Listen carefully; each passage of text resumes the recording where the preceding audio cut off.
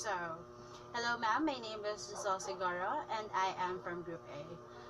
My topic would be under the meta language in Module 3 of Unit Learning A, the behavioral finance and the hindsight bias. So now let's discuss behavioral finance and its importance. So behavioral finance, it considers how various psychological traits affect how individuals or groups act as investors, financial analysts, and portfolio managers.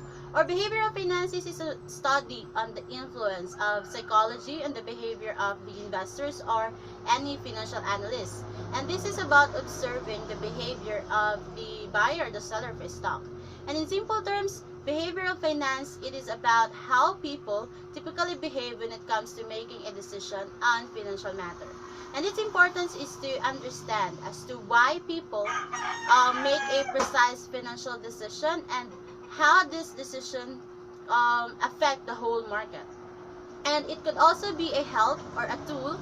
It could also help to avoid emotional driven speculation that could lead to financial losses on the investor's point of view.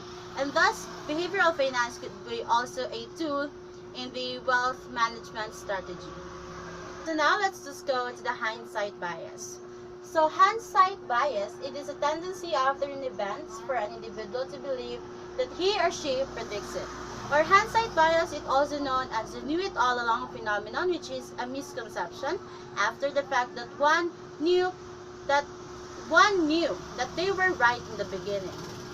So hindsight bias, it is an assumption that someone has a special talent in predicting an outcome before it happens, and it is also a common failure in the individual investors.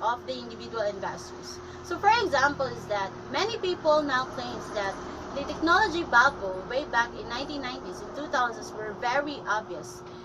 So this is a clear example of a hindsight bias, since if the formation of the bubble had been really obvious at that time, it wouldn't have escalated and eventually burst. So for investors and other participants of the financial world, hindsight bias is a cause of one of the most potentially dangerous mindset an investors can have, which could lead to overconfidence. Overconfidence, in this case, it refers to the investors' unfounded belief that they are superior in stock picking ability, or they have a superior stock picking abilities.